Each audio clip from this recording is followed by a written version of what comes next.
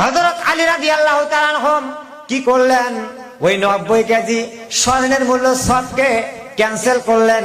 করার পরে ওই খ্রিস্টানটাকে কাঁধের উপর নিলেন, ঘাড়ের উপর নিলেন। নেওয়ার পরে তিনি সামনে আবার রওনা দিলেন মদিনার দিকে।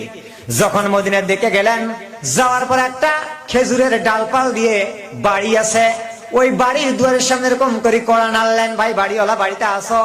তখন সঙ্গে সঙ্গে বাড়ি থেকে একজন লোক বার হয়ে গেলেন, নাম সালমান ফার্সি রাদিয়াল্লাহু তাআলা আনহু। সালমান ফার্সি বলছেন, আসসালামু আলাইকুম আলী, তোমার ঘাড়ের মধ্যে কি? ওটা কি মৃত্যু মানুষ না লাশ না জিন্দা মানুষ? হযরত আলী বলতেছে, ভালো মন্দ পুছার সময় নাই, একটু চাটাই বিছাও। চাটাই বিছালেন, বিছার পর বলতেছে কিছু খেজুর নিয়ে আসো। আনলেন, আনার পরে বলতেছে একটু পানি নিয়ে আসো। পানি আনলেন, আনার পরে তখন তিনি ওই খেজুরটা সিরিয়া ওই ইহুদির মুখে দিচ্ছেন, খ্রিস্টানের মুখে দিলেন। দেওয়ার পর আলী বলতেছে, সালমান ফার্সি, আমি ততক্ষণ পর্যন্ত এই লোকটাকে ছাড়বে না যতক্ষণ পর্যন্ত এই লোকটার জ্ঞান না ফিরবে। চ্যানেলটিকে সাবস্ক্রাইব করুন এবং পাশে থাকুন। ধন্যবাদ। জামাতে আদায় করলে 27 গুণ। এখানে আরেকটা কথা আছে, আর জামাতের সাথে আদায় করবেন, কিন্তু জামাতের আগে আরেকটা আছে তাকবীরে উলা। জামাতে করলে 27 গুণ। তাকবীরে উলা কাকে বলা হয়? তাকবীরে উলা বলা হয় যখন মুয়াজ্জিন সাহেব ইকামত শুরু করে দিন। ইকামত শুরু থেকে যে লোকগুলো মসজিদে ঢোকে, তখন মসজিদের দুয়ারে 2 জন ফেরেশতা থাকে। আল্লাহ রাসূল বলছেন, ওই 2 জন ফেরেশতাকে আল্লাহ অর্ডার দেয়, ফেরেশতারা তাকবীরে উলা যখন ইকামত শুরু হয়ে গেল, ইকামত থেকে ইকামত শেষ পর্যন্ত ইমাম সাহেব আল্লাহু আকবার তাকবীর তাহরিমা পড়ে হাত বাঁধলেন, সানা পাঠ করলেন, জান বিসমিল্লাহ বলে সূরা ফাতিহা পাঠ করবে, এ পর্যন্ত তাকবীরের টাইম শেষ। পরে যে লোকটা আসবে ওই জামাতের সব পাবে, তাকবীরের সব পাবে না। তো আল্লাহ বলতেছেন, আল্লাহ রাসূল বলতেছেন, ওই সময়টুকুন যতটুকুন লোক এসে দাঁড়ায়, আল্লাহ বলে, হে ফেরেশতারা, ইকামত দেওয়ার থেকে শুরু করে ইমাম ফাতিহা পাঠ করার আগ পর্যন্ত 90 কেজি স্বর্ণের যেটা মূল্য হয়, ওই 90 কেজি স্বর্ণের মূল্যের সব তাদের আমলনামায় লেখা হোক। বলেন সুবহানাল্লাহ। চিৎকার করবেন আল্লাহু আকবার। 90 কেজি সোনা, 90 কেজি সোনা পৃথিবীর কোন সরকার ইনকামাই করতে পারবে একদিন? পারবে? 90 কেজি সোনার দাম জানেন? 90 কেজি স্বর্ণের কথা বলা হয় তাফসিরে জাওয়াহি। আমার ভাইরা, বিশ্বনবী জনাবে মুহাম্মদুর রাসূলুল্লাহ সাল্লাল্লাহু আলাইহি সাল্লাম যখন এই হাদিসটা তাফসীরটা বর্ণনা করলেন, মসজিদে নববীর মধ্যে অনেক কয়েকজন যাদের সাহাবায়ে কেরামরা ছিল, ওই সাহাবায়ে কেরামদের মধ্য থেকে একজন সাহাবী নাম ছিলেন হযরতে আলী রাদিয়াল্লাহু তাআলা আনহু। আলী তখন মাথাটা এরকম করে উঁচু করলেন, করার পর দেখতেছে যে এখানে 90 কেজি স্বর্ণের মূল্য সমান সব, এটা আমাকে কামাই করতে হবে। তাকবীরে উলার সময় যেরকম করে হোক, কে আর এখানে ডানে বামে আছে, এরকম করতে করতে হযরত আলী রাদিয়াল্লাহু তাআলা আনহু তিনি কি করতেন, মদিনার বাজারের মধ্যে আপেলের দোকান, খেজুর, সেব ফল, আঙ্গুর ফল, এইগুলো তিনি দোকান করতেন। নবীজির বক্তব্য তার মনে আছে। এরকম করতে হঠাৎ করে মসজিদে নববীর মধ্যে আসর আজান শুরু হয়ে গেল। যখন আসর আজানটা তার কানের মধ্যে টাচ দিলেন, তখন মদিনার বাজার থেকে মসজিদে নববী একটা দূরত্ব ছিল, ওটা যাওয়া লাগবে। এই জন্য তিনি দোকানপাট বন্ধ করে তাকবীরে উলার সঙ্গে নামাজটা আদায় করবার জন্য 90 কেজি স্বর্ণের মূল্য সব নেওয়ার জন্য মসজিদে রওনা দিচ্ছেন। যখন রওনা দিচ্ছেন, কিছু দূর যাওয়ার পর মসজিদে নববীও আর এদিকে মদিনার বাজার, দুইটার যে একটা মাঝামাঝি জায়গার মধ্যে গেলেন। যাওয়ার পরে দেখতে পেয়েছে রাস্তার ডান পাশে একটা 82 বছর বয়সের খ্রিস্টান ও চটকে রাস্তার মধ্যে পড়ে গিয়েছে।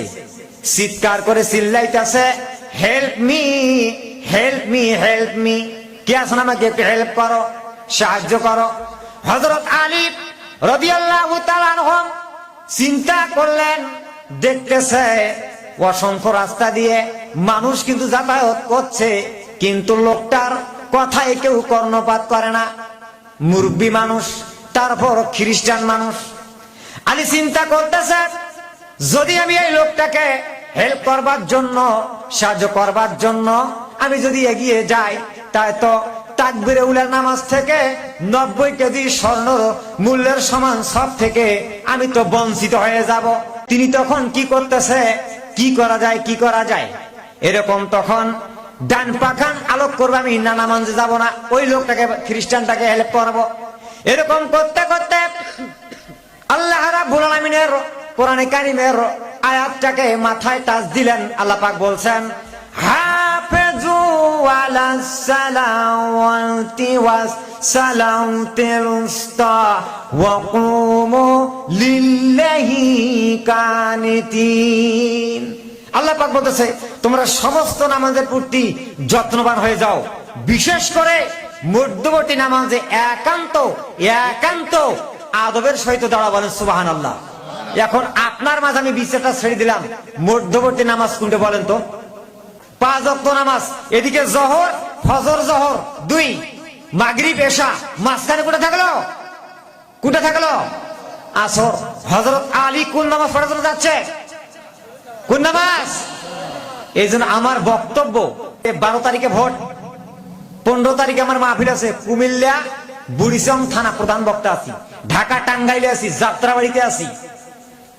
চেহারাটা জিঠির মতন, কিন্তু দেখেন জিঠির মতন চেহারা, কিন্তু বলবো না। সম্মানিত উপস্থিতি, আমার ভাইয়েরা, হযরত আলী রাদিয়াল্লাহু তাআলা আনহু এবার আসরের নামাজ আদায় করবার জন্য যাচ্ছেন, কিন্তু দেখা গেল ওই যে খ্রিস্টান। এখন কি করি? আল্লাহ পাক কোরআনে কারিমে বলেছে আসরের নামাজে দেওয়ার জন্য। তখন হযরত আলী রাদিয়াল্লাহু তাআলা আনহু নামাজটাকে আদায় করবার জন্য তাকবীরে নামাজ, তাকবীরে উলার সঙ্গে আদায় করবার জন্য যাবেন। এমন সময় হযরত আলীর মাথার মধ্যে, ব্রেন্টের মধ্যে আল্লাহ নবীজির হাদিস টাচ দিয়ে দিলেন। আল্লাহ রাসূল বক্তব্য দিয়েছিলেন, মান লাম ইয়ারহাম সাগিরানা ওয়া লাম ইয়াকরাম কাবিরানা ফালাইসা মিন্না। আল্লাহর নবী বলেছেন, যে ব্যক্তি ছোটদের, শিশুদের, বয়স্কদের, শিক্ষকদের, ওস্তাদদের স্নেহ করবে না, ভালোবাসা দেবে না, উপকার করবে না, ফালাইসা মিন্না, ওই ব্যক্তি আমার উম্মত হইতে পারে না। দেখছেন, হযরত আলী চিন্তা করলেন হাদিস দিয়ে, আল্লাহ রাসূল এখানে বয়স্কর কথা বলেছে, এখানে তো খ্রিস্টানের নাম নাই। এখন খ্রিস্টানটা কি বয়স্ক না?